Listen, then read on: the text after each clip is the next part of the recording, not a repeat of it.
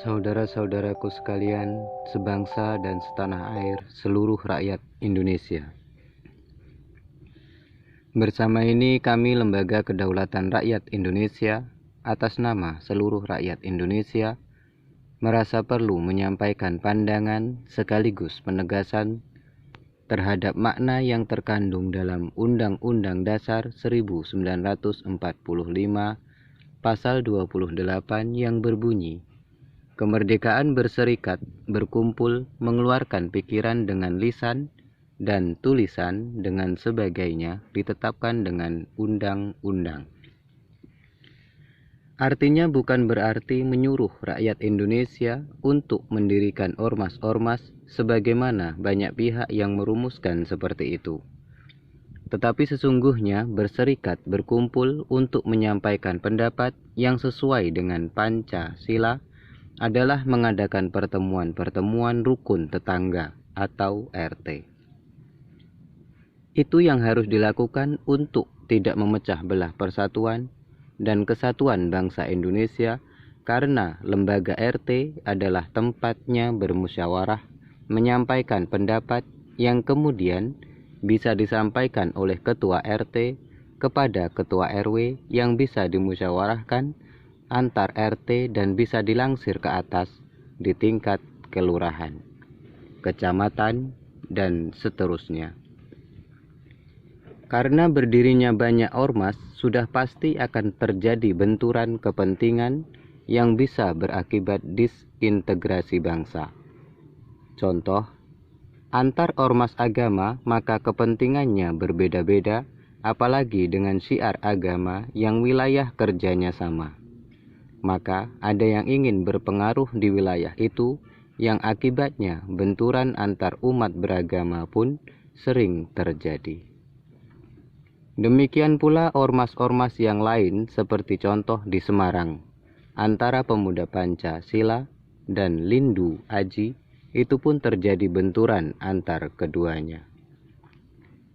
Akibatnya justru akan terpecah belah akibat ormas yang disahkan oleh Kisbang Polinmas dan Kementerian Dalam Negeri, sehingga banyak orang berbondong-bondong ingin mendirikan ormas walaupun kepentingannya hanya sekedar ekonomi.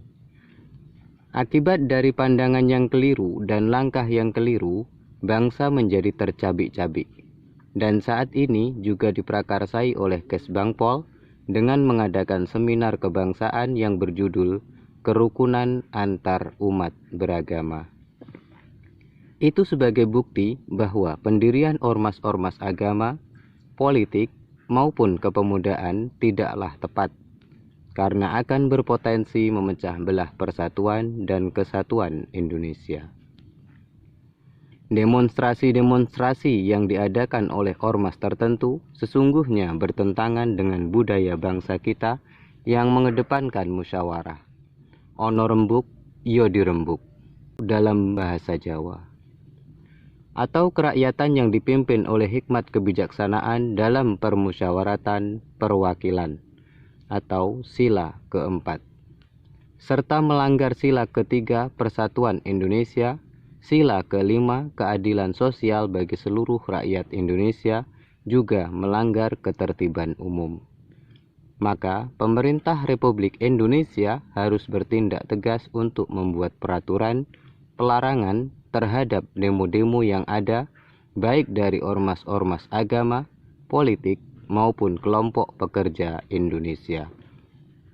Untuk menyampaikan pendapat tentunya lebih baik sesuai uraian tersebut di atas, melalui ketua RT, melalui ketua perkumpulan pekerja, melalui perkumpulan pemuda Indonesia, dan lain sebagainya kepada perwakilan rakyat yang ada di DPR, dan mendapatkan legitimasi dari Lembaga Kedaulatan Rakyat Indonesia, yang mana sebagai identifikasi bahwa yang mengajukan usulan atau protes betul-betul rakyat Indonesia yang mempunyai kedaulatan atas negara Republik Indonesia.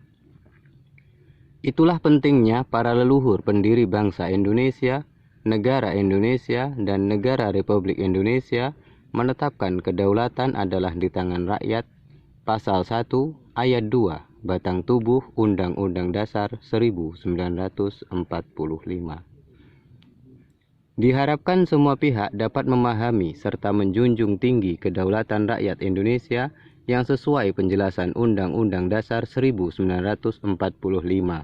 Maka, satu-satunya lembaga yang melindungi hak hukum atas kedaulatan rakyat Indonesia adalah Lembaga Kedaulatan Rakyat Indonesia. Lembaga Kedaulatan Rakyat Indonesia didirikan rakyat Indonesia berdasarkan atas aturan tersebut di atas yang bertujuan untuk identifikasi atas seluruh rakyat Indonesia serta untuk menjadikan rakyat Indonesia tertib hukum dalam menjalankan kedaulatannya dan bukan untuk berebut kekuasaan. Walaupun demikian, mulai presiden sampai tukang sapu sekalipun harus ada legitimasi sebagai rakyat Indonesia. Demikian juga TNI, Polri, dan kekuasaan kehakiman serta yang bekerja di instansi-instansi Indonesia juga harus mempunyai legitimasi sebagai rakyat Indonesia. Harapan seluruh rakyat Indonesia untuk para pengelola negara Indonesia maupun pengelola pemerintahan negara Republik Indonesia untuk bersifat legowo menerima kehadiran Lembaga Kedaulatan Rakyat Indonesia yang telah dirumuskan dalam Undang-Undang Dasar 1945 oleh para pendiri negara untuk menjamin bahwa bangsa Indonesia masih ada, rakyat Indonesia masih ada, serta tidak berpotensi untuk berebut jabatan dan kekuasaan. Lembaga Kedaulatan Rakyat Indonesia mendorong pemerintah negara Republik Indonesia untuk menghapus ormas-ormas yang terbukti merongrong negara serta ormas-ormas yang tidak diperlukan oleh negara, sekaligus menutup pendirian ormas baru karena akan berpotensi menimbulkan benturan kepentingan dan mengarah pada disintegrasi bangsa. Selamat berjuang, hak rakyat harus kembali merdeka. Lembaga Kedaulatan Rakyat Indonesia, pergerakan rakyat menuju alam kemerdekaan.